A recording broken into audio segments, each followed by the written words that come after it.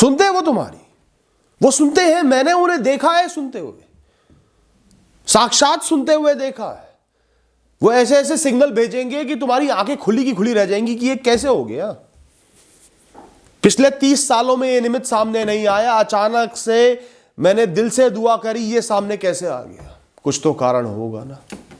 दोस्तों, आज का टॉपिक है ईश्वर के प्रिय कैसे बने, सच्चे मन से भक्ति कैसे करें, ऐसी भक्ति कैसे करें कि हम भक्ति में लीन हो जाए, हमें इस दुनिया की समस्याएं दुख दर्द समझ में ना आए, हम भगवान से डायरेक्ट जुड़ पाएं, इस ब्रह्मांड में असंख्य जीवों में से उनका ध्यान हम पर आ जाए।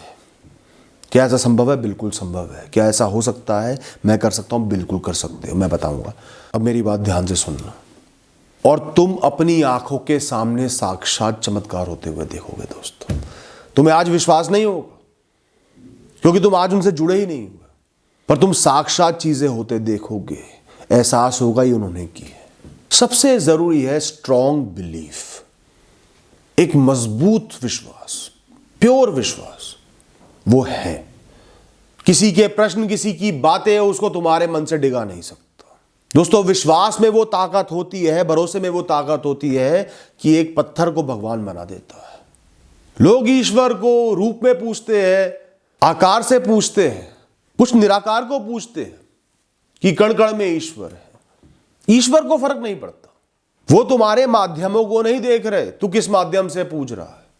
वो तो सिर्फ तुम्हारी नीयत और सोच को देख रहे हैं, तुम्हारे प्रयासों को देख रहे हैं, किसी भी कर्म के पीछे। तो दोस्तों, ईश्वर को फर्क नहीं पड़ रहा कि तुम उन्हें किस माध्यम से पूछ रहे हो। उन्हें तुम्हारी सोच से मतलब है, अहंकार से मुक्ति से, मोह से मुक्ति से मतलब है, ध्यान से मतलब है।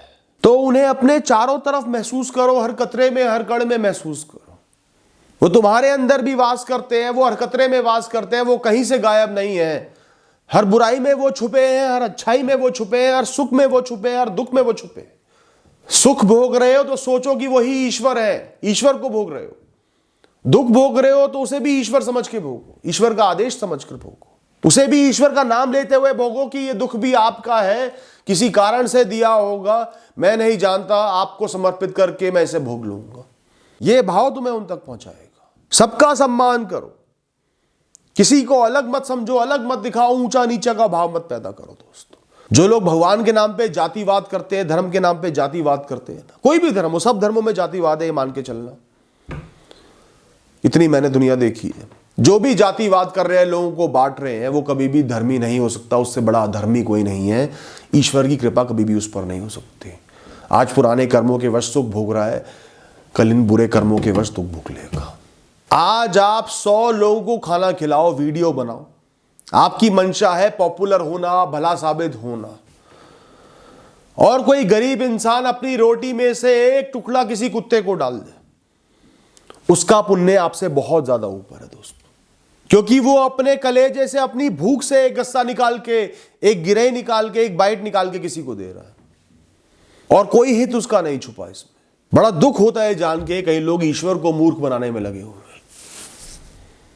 बुरी सोच से अच्छे काम कर रहे हैं कि ईश्वर अच्छा काम देखेंगे। एक बार मैं कहीं था, नाम नहीं लूंगा लोगों का, वहां अचानक से शनिवार का दिन था, पता नहीं कौन सा दिन था, काली गाय आ गई।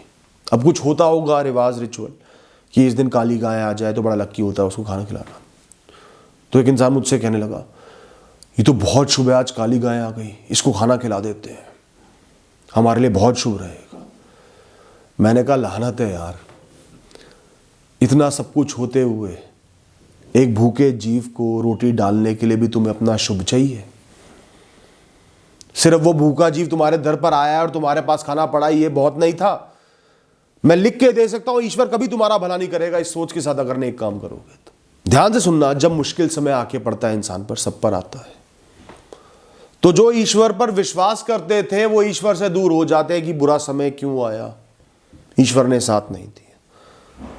और जो ईश्वर से दूर भागते थे, ध्यान नहीं देते थे, वो ईश्वर के पास आते हैं कि बुरा समय आया, अब आप संभालो, आपका फर्ज है ना, क्यों नहीं संभालोगे? फिर मैं मानूंगा नहीं आपको। बेटे, तू कल भी नहीं मान रहा था, वक्त आगे बढ़ गया तो ईश्वर की गिरेबान पकड़ के काम निकलवाएगा। दो कौड़ी का इंसान, दोनों ही लोग गलत है। सिर्फ मजबूरी में किसी के आगे हाथ जोड़ देना प्रेम नहीं है दोस्तों। डेडिकेशन नहीं है, भक्ति नहीं है। तुम ईश्वर पर जाके बुरे समय में प्रश्न उठाओ, आपने मेरे साथ ऐसा क्यों किया, इसको सही करो, वो तुम पर हंसेंगे। बेमूर्ख इंसान, अपने कर्मों से अपना भाग्य लिखने वाले, मुझे कोस रहा है। मेरी शरण में रहा होता, मेरे नाम पर अच्छे काम किए होते, मैं फिर तेरी सुनता, कुछ तो करता। अब तू चीखता रहे और फिर निकल यहां से। क्या चाहते हैं ईश्वर? उनके जीवों को चोट ना पहुंचाओ, जानते हुए जितने तुम सक्षम हो, जिस जीव की जितनी मदद कर पाओ कर दो। जब मौका लगे किसी ना किसी चीज से किसी की मदद कर दो। ईश्वर का शुक्रिया अदा करो, आपने मुझे बहुत कुछ दिया है, स्वास्थ्य दिया है, शरीर दिया है, मौका दिया है रंगों में खेलने का। आज तक रोटियां भी मिलती आ रही है तभी जीवित हूं, सांसें भी मिलती आ रही है तभी जीवित हूं, कुछ बहुत बुरा नहीं हुआ तभी जीवित हूं। आपका शुक्रगुजार। सुनते हैं वो तुम्हारी, वो सुनते हैं, मैंने उन्हें देखा है सुनते हुए, साक्षात सुनते हुए देखा है। वो ऐसे ऐसे सिग्नल भेजेंगे कि तुम्हारी आंखें खुली की खुली रह जाएंगी कि ये कैसे हो गया। पिछले 30 सालों में ये निमित्त सामने नहीं आया, अचानक से मैंने दिल से दुआ करी, ये सामने कैसे आ गया। कुछ तो कारण होगा ना दोस्तों। ईश्वर का प्रेम भी प्रेम ही है, और वो प्रेम क्या है जो मुश्किल समय ही ना झेल पाए, जो परीक्षाएं ना झेल पाए। मेरे पास इतने सारे लोग आते हैं, 2 साल 5 साल 10 साल का प्रेम था, और जहां माता पिता से बात करने की बात आई, उस इंसान के लिए लड़ने की बात आई, सबका सामना करने की बात आई, कितने लोग भाग जाते हैं। कुछ लोग तो सामना भी नहीं करते, सीधा ब्लॉक कर देते हैं 10 साल के रिश्ते के बाद भी, जाके मर, मेरे बस की नहीं। तो वो प्यार थोड़ी था 10 साल का, वो तो अट्रैक्शन था। प्यार तो वो है जब उस मुश्किल समय में खड़ा है, सबका सामना कर रहा है, गालियां खा रहा है, नहीं मैं तो उसी से ही शादी करूंगा या करूंगी। तो जो भक्त है, भक्ति कर रहे हैं सालों से, मुश्किल समय आया है, मुश्किल समय कर्मों के वश तो आए गए। अगर वो उस समय भाग गए, ईश्वर पर से भरोसा खो दिया, तो समझो वो प्यार फेल हो गया ना। भरोसा तो दिखाओ, हे ईश्वर आप पर पूरा भरोसा, आप संभाल लोगे, बहुत बुरा नहीं होने दोगे। कुछ बहुत बुरा अचानक से हो भी गया, अब संभाल लोगे, आप संभाल लेना, ये चीज मैं नहीं झेल पा रहा, आप संभाल लेना। दोस्तों ईश्वर बहुत बड़े बड़े चमत्कार कर सकते हैं, तुम्हारे कर्मों को भी बदल सकते हैं, प्रारब्धों को भी बदल सकते हैं। इतना स्लो कर देंगे, इतना धीमा कर देंगे, तुम पर असर ही नहीं दिखेगा। सब कुछ होते देखा है दोस्तों। विश्वास तो रखो, कायम तो रहो, मुश्किल समय में और भक्ति करो, ईश्वर के नाम पे कुछ चीजों का और त्याग कर दो जो तुम्हें बहुत पसंद थी, किसी गरीब में बांट दो। जब भी मुझ पर फाइनेंशियली मुश्किल समय आया है ना, और बहुत बार आया है, मैं हमेशा अपने पर्स को खाली कर देता था। अकाउंट में कभी भी ज्यादा पैसे नहीं होते थे, पर्स में होते थे। जहां मुझे वो चीज स्ट्राइक हो गई ना, बस अब सब खत्म, अब पर्स का नहीं पता अगली बार कैसे भरेगा, पैसा कहां से आएगा, सारा पर्स खाली कर देता था, किसी गरीब को दे देता था, वो अपने आप भरते थे। वो सुनते हैं, वो सुनेंगे तुम्हारे प्रेम को, तुम्हारी निष्ठा को, तुम्हारी भक्ति को। ये जो टाइम और स्पेस का सिमुलेशन है ना, जिसमें हम फंसे हुए हैं, उसमें ईश्वर नहीं फंसे। वो उसकी संभावनाओं को आराम से तोड़ मोड़ सकते हैं, भाग्य में छेड़छाड़ कर सकते हैं। और जब सच्ची भक्ति करने पर ईश्वर तुम्हारे लिए कोई भी चमत्कार करेंगे ना, तुम्हें एहसास होगा ईश्वर ने करके दिया, ये मेरे बस की तो नहीं था, दुनिया के बस की भी नहीं था। उसको कभी मत भूलना। 4 दिन में भूल गए, आगे बढ़ गए, भगवान अब ये गाड़ी कैसे आएगी, पड़ोसी ने तो ये ब्रांड न्यू गाड़ी खरीद ली, ये ईवी खरीद ली है, मैं कब तक पेट्रोल भरवाता रहूंगा भगवान, कब तक ऐसे ही गरीब रहूंगा। कभी ऐसा मत करना। तुम्हारे लिए कोई बहुत बड़ा चमत्कार किया है, किसी की जान बख्शी है, तुम्हारी जान बख्शी है, तुम्हें सड़क पर आने से बचाया, हमेशा उसको दिमाग में रखना, हमेशा ईश्वर का शुक्रिया अदा करना, उसको कभी भूलना मत, वरना ईश्वर भी तुम्हें एक क्षण में भूल जाएंगे। ये इंसान मेरे प्रेम के लायक नहीं है। तुम ही सोचो ना, तुम किसी के लिए बहुत मेहनत करो, सब कुछ झोंक दो, जो तुम्हारे हाथ में नहीं है वो भी किसी तरह कर दो, अगले दिन वो नई शिकायत लेकर आ जाए, वो तो हो गया भगवान ही बताओ, भैया ये बताओ, दिमाग खराब नहीं हो?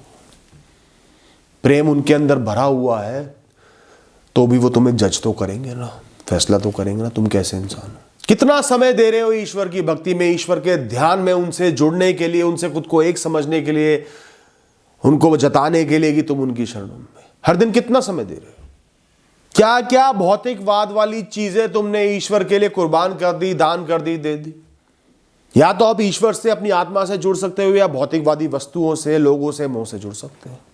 तो जितना वस्तुओं से जुड़ते जा रहे हो उतना ईश्वर से दूर जा रहे हो, आप यही सकते हैं।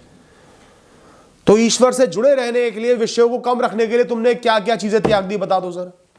उनके बंदों की सेवा करने के लिए क्या क्या कर दिया? कुछ नहीं किया। तुम तो धर्म के नाम पे लड़ रहे हो। अभी त्यागो ना उस विचार को, उस वस्तु को। वासना ही क्यों ना हो, हर दूसरे इंसान को देख के वासना पैदा हो जाती है। आंखें बंद करो, ईश्वर का ध्यान करो, ये सब आपके ही बंदे हैं। ये वासना का भाव नकली है, सिर्फ महसूस हो रहा है, इसका कोई अस्तित्व नहीं है। मैं नहीं महसूस करूंगा, उसको नहीं देखूंगा, उसके शरीर पर ध्यान नहीं लगाऊंगा, क्योंकि मैं आपसे जुड़ना चाहता हूं। जाएगा तुम्हारा मैसेज डायरेक्ट ऊपर तक। कम से कम अपनी इंटेंशन तो सही दिखाओ। तुम कोई चीज कर भी नहीं पा रहे, पर प्रयास तो कर रहे हो ईश्वर के लिए। दोस्तों, एक ख्याल होता है, मैं इस पृथ्वी पे, इस दुनिया के बिल्कुल सेंटर में, बीच में हूं। ये दुनिया मेरे चारों तरफ ही घूमती है। ये सोच हमें अहंकारी बना देती है, ईश्वर से दूर ले जाती है, ईश्वर के अस्तित्व को नीचे कर देती है हमारी आंखों में। कैसी भक्ति होगी फिर? पहले मैं जहां रहता था, वहां पे मैंने जैन मंदिर में, जहां पे बेसिकली नॉन वायलेंस सिखाया जाता है, अहिंसा परमो धर्म सिखाया जाता है, भौतिकवाद से दूर जाना सिखाया जाता है। सबसे ज्यादा भौतिकवाद देखा, पॉलिटिक्स देखी। अब ये हेड बनेगा, अब ये हेड बनेगा, पॉलिटिक्स हो रही है, लड़ाइयां हो रही है। सोने की चीजें, चांदी की चीजें बना बना के ईश्वर के चारों तरफ सजा रहे हैं। जो ईश्वर मुक्त है, जिनको कोई मतलब नहीं इस दुनिया से, होर्डिंग्स लगा रहे हैं लोग अपने, मैं ऊंचा हूं, मैं बड़ा हूं। तुम कभी भगवान की नजरों में नहीं आओगे। इस छिछोरी दुनिया के लिए 4 दिन के लिए ऊपर उठोगे, फिर नीचे गिरा दिए जाओगे और नीचे ही रहोगे।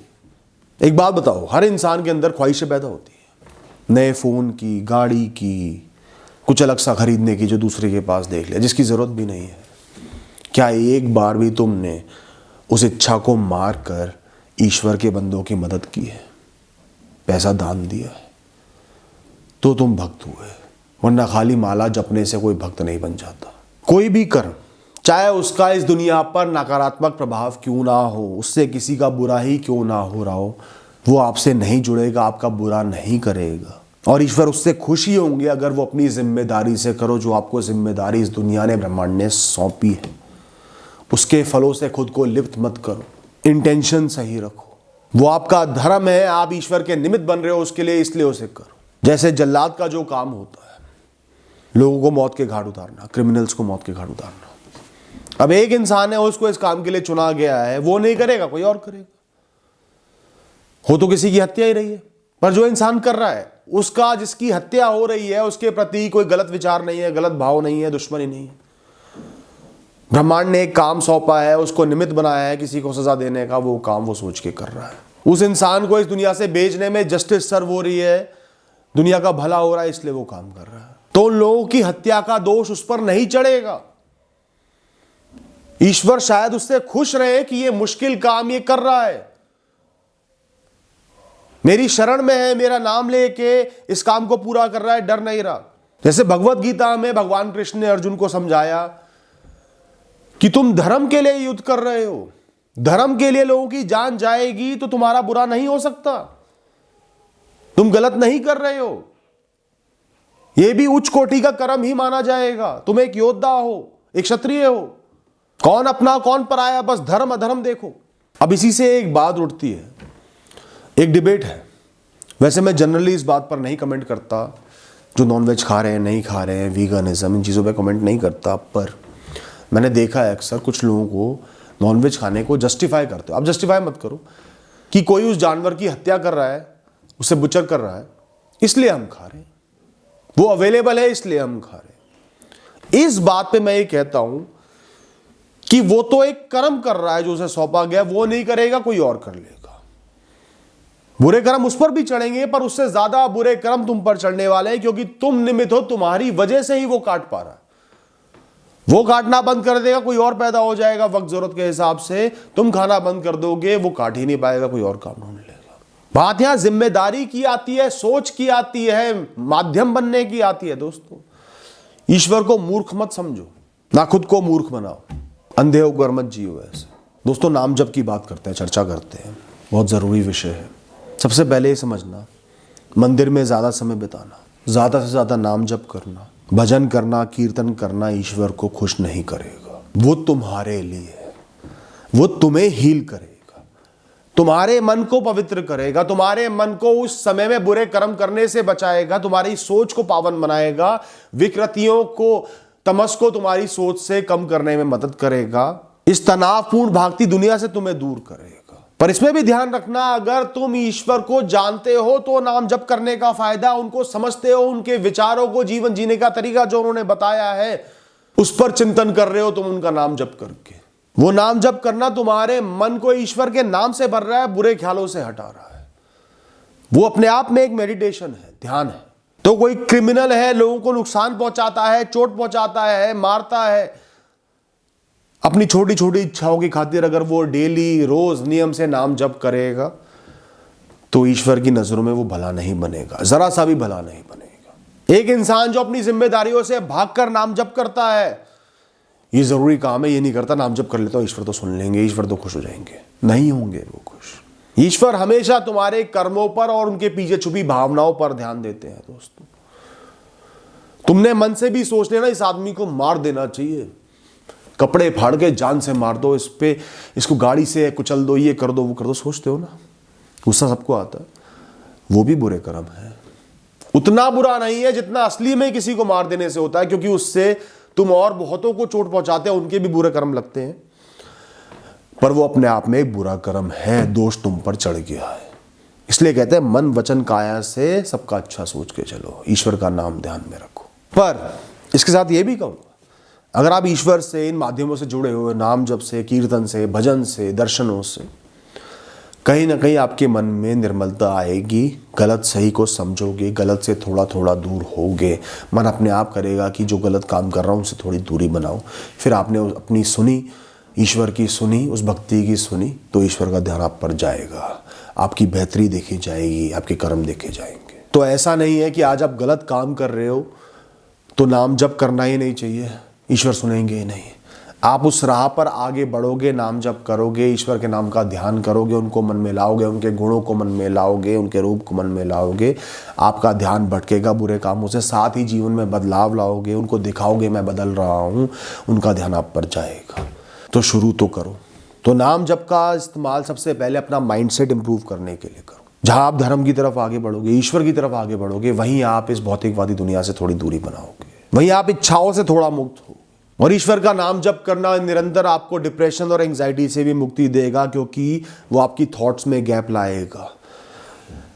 दोस्तों, ख्याल पता है कैसे काम करते हैं? हर ख्याल, हर नए ख्याल पुराने वाले का अंश लेकर साथ चलता है, तभी वो पुरानी बुरी सोच मेंटेन रहती है। जहां एक बड़ा गैप आ गया, कुछ नहीं सोचा, वहां एकदम से वो बुरा ख्याल आपके अंदर नहीं पैदा हो पाएगा।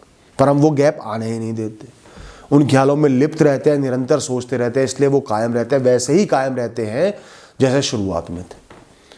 तो ईश्वर का नाम जप करने से, ईश्वर का ध्यान करने से, मंदिर जाने से वो एक गैप आता है, आपका ध्यान, आपका फोकस ईश्वर में लगता है, आप उनमें खो जाते हो, और धीरे धीरे जब आप इस चीज़ की मियाद बढ़ाते हो, स्पीड बढ़ाते हो, ज़्यादा करते हो, आप उस पुराने डिप्रेशन से मुक्त होते चले जाते हो, आपकी स्टेट ऑफ माइंड फिक्स हो जाती है। सीधा सीधा फॉर्मूला है, दिमाग में क्या है, आपका मन कैसे चल रहा है, जीवन को कैसे देख रहे हो, ख्यालों की मदद से। आज बुरे से बुरे ख्याल भरे पड़े हैं, वहीं आपने ईश्वर के नाम वाले ख्याल घुसेड़ दिए, भर दिए उसमें, तो बुरे ख्याल गायब हो जाएंगे, अच्छे ख्याल कायम हो जाएंगे। और साथ ही आपके आसपास की जो एनवायरनमेंट है, जो ब्रह्मांड है, वहाँ पे पॉजिटिविटी जनरेट करोगे आप, नेगेटिव वाइब्स भेजना बंद करोगे, आपकी फ्रीक्वेंसी हाई होगी, उससे भी फायदा होगा। अच्छा, नाम जप करने के, ईश्वर का नाम जपने के भी दो अलग अलग तरीके हैं। एक तो है आप एक माला लेकर बैठ गए, शांति से मंदिर में बैठ गए, एक जगह बैठ गए, पावन जगह बैठ गए, 108 बार, 1008 बार, जितने भी बार आपने ईश्वर का नाम जप लिया, ईश्वर को याद कर लिया, चाहे अल्लाह को याद कर लिया, गुरु को याद कर लिया, जो भी आपके ईश्वर है, जिनमें भी आपकी श्रद्धा है। और दूसरा तरीका है जो मेरा तरीका है, मैं एक साथ एक जगह बैठ के तो बार बार ईश्वर का नाम नहीं लेता, पर जब भी मुझे ईश्वर का ध्यान आता है ईश्वर का नाम ले लेता हूँ। जब भी मेरी सोच को गैप मिलता है ईश्वर का नाम ले लेता हूँ। जब भी कोई बुरा ख्याल आता है उससे पहले ईश्वर का नाम ले लेता हूँ, उसके बाद ईश्वर का नाम ले लेता हूँ। जब भी कुछ अच्छा हो रहा होता है ईश्वर का नाम ले लेता हूँ। पूरे दिन ईश्वर का नाम मन में रखे रखता हूँ। उससे मुझे ताकत भी मिलती है, ऊर्जा भी मिलती है, दुनिया से ध्यान भी भटकता है। और दोस्तों, नाम जप करने के लिए, ईश्वर की भक्ति करने के लिए सबसे ज़रूरी काम है एक सॉलिड नींव बनानी, वरना ये कुछ भी काम नहीं करेगा। आपको पता ही नहीं वो ईश्वर कौन है, उनके गुण क्या है, वो क्या सिखा रहे हैं। नाम लेते रहो, क्या होगा? कुछ नहीं होगा, कोई चमत्कार नहीं होगा, वो नहीं सुनेंगे। आपकी आत्मा तक वो बात पहुंचेगी नहीं, आप बोलोगे और भूल जाओगे। सबसे पहले ईश्वर के चरित्र को समझो, जिनको भी आप मानते हो, उनकी जो भी टीचिंग्स है उनको समझो। तो भक्ति शुरू करनी है तो सबसे पहले समय दो अपने पूजनीय ईश्वर के बारे में पढ़ने का। पढ़ो उनके बारे में, उन्होंने क्या क्या किया है इस दुनिया में, उनका चरित्र कैसा था, स्वभाव कैसा था, वो क्या सिखाना चाहते थे अपनी एक कहानी के माध्यम से। सिर्फ जय श्री राम बोलने से आप राम भक्त नहीं बन सकते दोस्तों। और मैंने बहुत लोग ऐसे देखे जो श्री राम के चरित्र का एक अंश भी नहीं जानते, बस जय श्री राम बोल के अपने आप को जस्टिफाई कर रहे हैं। गलत है। जय श्री राम बोलने से पहले राम को जानो तो सही, उनके चरित्र को जानो तो सही, उनकी निडरता को जानो, उनकी पावनता को जानो, उनके दया भाव को जानो, उनके प्रेम भाव को जानो, उनकी पितृभक्ति को जानो, उनकी अहंकार मुक्ति को जानो। पढ़ो उनके बारे में, फिर उनका अपने मन में चित्रण करो, वो कैसे थे, क्या क्या गुणों के साथ मौजूद थे, हैं और रहेंगे। फिर उनके चरणों में नमन करके उनसे वादा करो, हे ईश्वर, हे राम, मैं आपकी राह पर चलूंगा, आपकी बताई राह पर चलूंगा, अच्छे कर्म करूंगा। फिर उनका ध्यान करो, फिर उनका नाम जप करो, फिर जय श्री राम बोलो। जय श्री राम बोलने का मतलब है राम का नाम इस दुनिया में बना रहे, उनकी जय हो, उनके कर्मों की, उनकी सोच की, उनके चरित्र की, जिसको तुम जानते हो, जीवन में अपना रहे हो, आचरण में अपना रहे हो। निर्भीकता सीखो उनसे, निडरता सीखो उनसे। राम का नाम लेके और दुनिया से डर रहे हो, भागते फिर रहे, हजारों लाखों की राक्षसों की सेना उनके सामने खड़ी हो, वो निडर मुस्कुराते हुए खड़े। तुम काहे डर रहे हो उनके भक्तों के? आएंगे वो बचाने, उनको सौंप दो ना सब कुछ, उनके नाम पर सही के साथ खड़े रहो, लड़ते रहो, वो आएंगे बचाने, अपने आप रक्षा करेंगे, सुनेंगे वो तुम्हारी। खाली नाम जपने से नहीं सुनेंगे। इसी तरह मैं बहुत से लोगों से मिला, खुद को भगवान शिव का भक्त बताते, डरे हुए, घबराहट में लिप्त, भौतिकवाद में लिप्त है। वो नया आईफोन भी चाहिए, नई गाड़ी भी चाहिए उनको, स्ट्रेस भी बना रहता है, कल क्या होगा, ये गलती हो गई, क्या होगा। मैं उन्हें सबसे पहले ये कहता हूं, तुम शिव भक्त नहीं हो, आई एम सॉरी। बुरा मानो, ऑफेंस ले लो, मुझे फर्क नहीं पड़ता, तुम शिव भक्त नहीं हो सकते। जो शिव निडरता का प्रतीक है, जिन्हें इस दो कौड़ी की दुनिया की किसी वस्तु, विषय, किसी वासना से फर्क ही नहीं पड़ता। जहां लोग जाने से डरते हैं वो वहीं रहते हैं, वो शमशानों में रहते हैं, वो पहाड़ों में दूर रहते हैं, वहीं भ्रमण करते रहते हैं, कोई लालच नहीं मन में। जिनके अंदर इतना सेवा का भाव है, इतना प्रेम का भाव है, वो लोगों के दुखों के लिए अपने आप को बड़ी से बड़ी पीड़ा दे सकते हैं। वो शरीर पर, माथे पर राख मल के चलते हैं। उनमें इतनी स्थिरता है, इतना सब्र है, इतनी पेशेंस है कि हजारों साल स्थिर रहकर उन्होंने एक तीर कमान को पकड़कर इंतजार किया कि कब वो तीन असुरों के महले एक डायरेक्शन में एक साथ आ जाए। हजारों साल में वो आए, एक तीर से तीनों को खत्म कर दिया। जिसमें इतनी स्थिरता हो, जिसने दुनिया को बचाने के लिए, लोगों की रक्षा करने के लिए हजारों साल तक एक विष की पीड़ा सही हो अपने कंठ में, उसके भक्त होकर तुम दुनिया से डरते फिर रहे हो, भागते फिर रहे हो, भौतिकवाद में फंसे हो। जैसे ही नाम आता है ना, शिव, भोलेनाथ, उनकी ताकत तुम्हारे अंदर भर जानी चाहिए। हे भोलेनाथ, देख लूंगा, हे भोलेनाथ, मैं परवाह नहीं करूंगा। एक कदम भी उनकी तरह लिया तुमने, सीखो, कम से कम जो मैं बता रहा हूं सीखो, भक्ति में आगे बढ़ोगे। अब बात करते हैं भगवान महावीर के भक्तों की।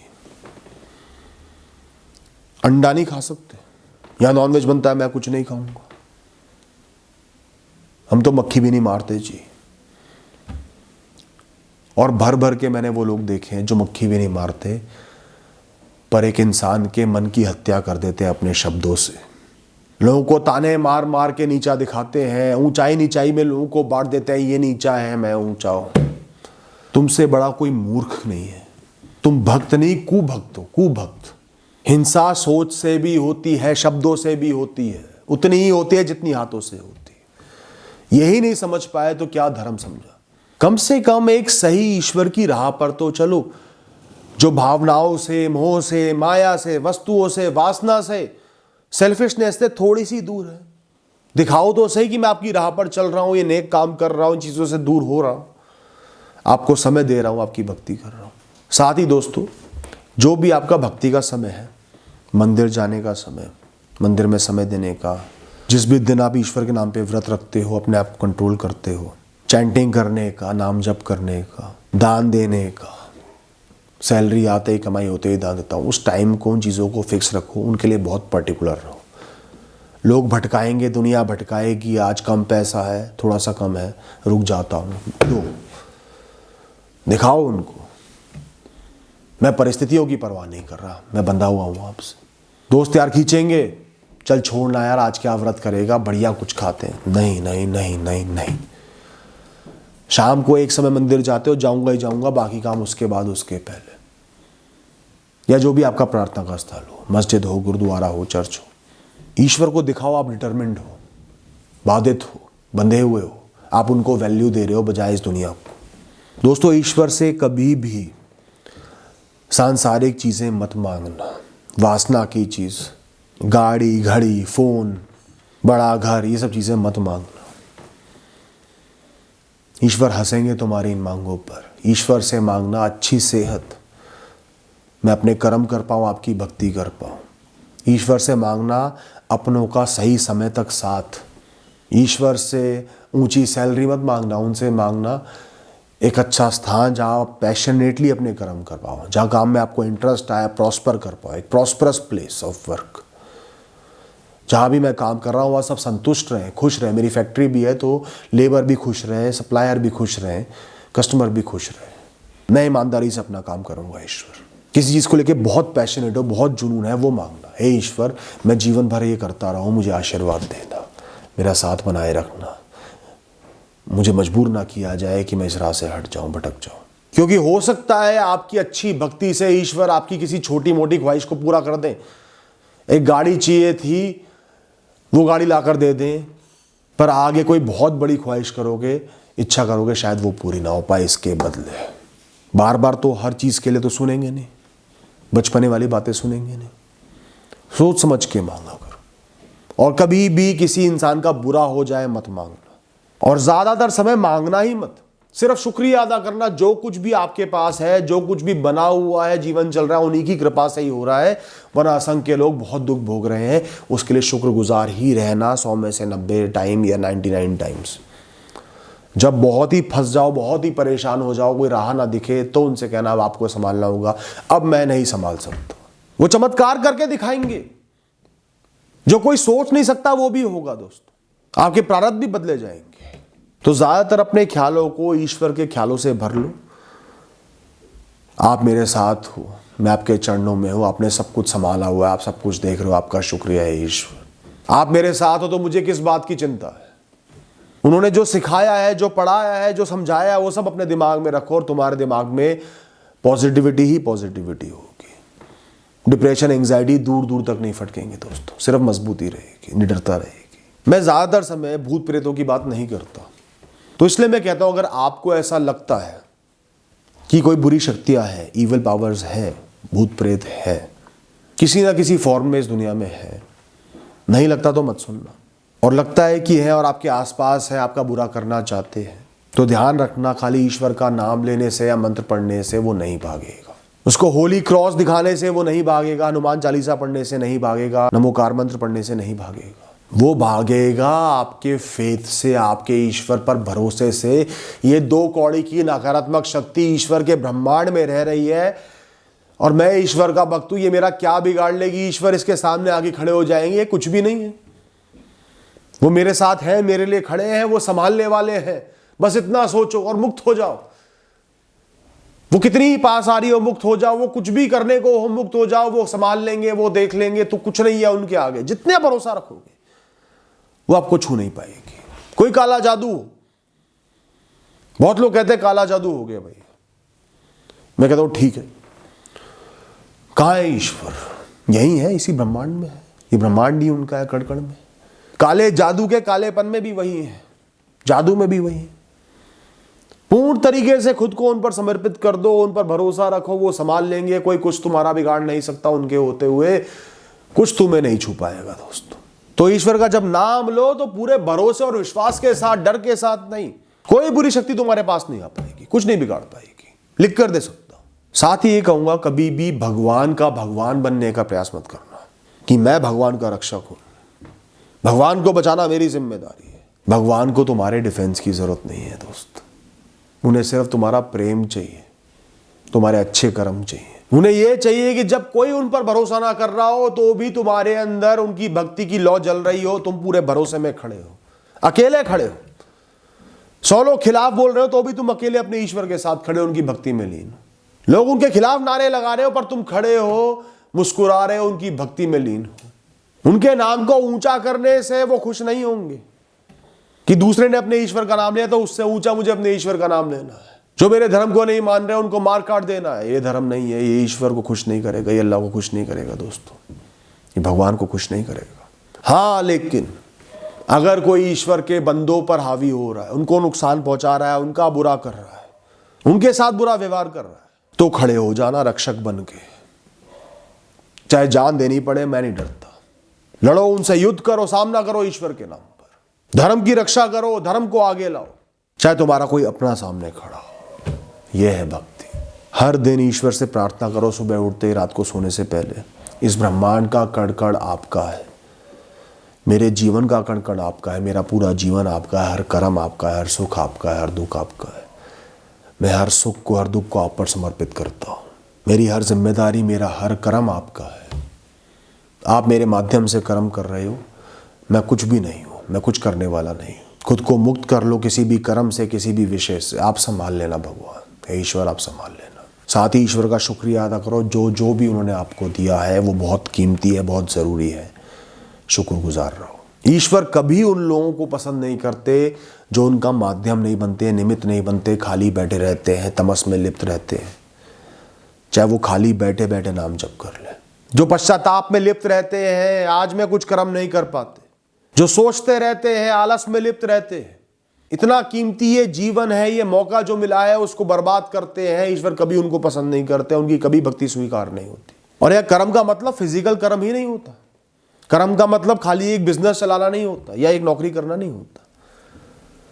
एक गुरु जो अपने शिष्यों को सही ज्ञान दे रहा है, सही राह पर ले जा रहा है ताकि वो सही कर्म कर पाए, वो भी उनका धर्म है, उनका कर्म, वो भी ब्रह्मांड का एक निमित्त बने हुए हैं। तो जो भी जिम्मेदारी ईश्वर ने आपको सौंपी है उसको निष्ठा से निभाना सही कर्म है, उससे मत भागो। और यहां मैं बात आगे बढ़ने की, प्रोग्रेस करने की नहीं कर रहा, पर जो लोग कंटेंट नहीं है, सेटिस्फाइड नहीं है, जिनको तसल्ली नहीं है, जो कुछ उन्हें मिला है वो उसको गाली देते हैं, उसको कोसते हैं, ईश्वर उनसे कभी खुश नहीं रहते, क्योंकि जो उनको मिला है, जो भी जिसको मिला है वो बहुत ऊंचा है। असंख्य लोग उससे बहुत नीचे पड़े हुए हैं, जीव पड़े हुए हैं, दुख भोग रहे हैं। तो आज आप 15-20 हज़ार भी कमा रहे हो, जो कि इस समय में बहुत कम है, जितनी महंगाई बढ़ चुकी है। मैं मानता हूं बहुत फ्रस्ट्रेशन होती है, लेकिन जो कुछ भी मिला है आपको ईश्वर का शुक्रिया अदा करना है। कम से कम काम कर पा रहा हूं, कम से कम रोटी है, छत है, किसी तरीके से आगे बढ़ने के मौके हैं ईश्वर। उसके बाद स्काई इज द लिमिट, आगे बढ़ो, खूब मेहनत करो और प्रयास करो, रिस्क लो। मैं ईश्वर से हमेशा प्रार्थना करता हूं, हे ईश्वर, चाहे मैं सब कुछ खो दूं इस दुनिया में, मेरे पास कोई पैसा ना हो, कोई अपना ना, और पहले ऐसा हो चुका है, आप मुझे अपने चरणों में रखना, अपने चरणों से दूर मत करना, और मेरे को दुनिया की सारी खुशियां मिल जाएंगी, मैं उसी में बहुत कुछ रह लूंगा। बस 2 वक्त की रोटी देते रहना ताकि मैं जिंदा रहूं और आपकी भक्ति करता रहूं, और मैं जीवन संभाल लूंगा, खुशियां ढूंढ लूंगा उतने में। इसका मतलब ये नहीं कि मुझे और कुछ नहीं चाहिए, मैं तो साधु बन गया, अगर मैं ऐसा कहूंगा तो मेरे से बड़ा कोई झूठा नहीं होगा। इसका मतलब ये है कि मिनिमम मुझे इतना मिल जाए तो मैं संभाल लूंगा जीवन को। मतलब ईश्वर की भक्ति मेरे लिए इतनी इंपॉर्टेंट है, उनका साथ होना, उनके चरणों में रहना मेरे लिए इतना जरूरी है। और ये ख्याल मेरे अंदर निडरता पैदा करता है, मजबूती पैदा करता है जब भी मुश्किल परिस्थिति आती है। डर मुझे भी लगता है, घबराहट मुझे भी होती है, चिंता मुझे भी होती है। फिर ये सोचता हूँ, गुजारा चला लूँगा, उनकी भक्ति में रह लूँगा, उसके बाद फ़र्क पड़ना बंद हो जाता है। फिर लड़ता हूँ, संघर्ष करता हूँ। जितना भारी दुनिया से ध्यान हटाकर अपने भीतर छुपी आत्मा से, ईश्वर से ध्यान लगा पाओ, उनसे जुड़ पाओ, उनसे खुद को एक समझते जाओ, उस मैली चादर को, उस धूल को हटाते जाओ, उतना तुम ईश्वर के भक्त बनते जाओगे, उनसे नज़दीक आते जाओगे। दोस्तों ध्यान रखना, आपकी भक्ति अपनी परिस्थितियों में, अपने कल्चर में, जहाँ पैदा हो, जैसा जीवन आपको मिला है, जिस तरीके से जी रहे हो, उसी में जितना आप मैक्सिमम कर सकते हो ईश्वर की राह के लिए, ईश्वर के बंदों के लिए, उसी में आपकी भक्ति है, उसी में आपकी भक्ति की ऊंचाई है। दोस्तों जैसे एक इंसान का जन्म हुआ एक ऐसे कल्चर में जहाँ जीवों को अपनी खुशी के लिए मारा जाता है, उनकी हत्या की जाती है, जहाँ मार काट करना बहुत आसान है, लोगों को गुलाम बनाया जाता है, पीड़ा दी जाती है, या जानवरों को खाया जाता है, मार के फेंक दिया जाता है। और वो ईश्वर का भक्त बनने के लिए ज़्यादा से ज़्यादा नॉन वायलेंस कर रहा है, पूरी तरीके से भी वेज नहीं बना, पर किसी को जानकर दुख नहीं दे रहा, बिना मतलब दुख नहीं दे रहा, इंप्रूव कर रहा है, बेहतर बन रहा है, चीज़ों को धीरे धीरे त्याग रहा है।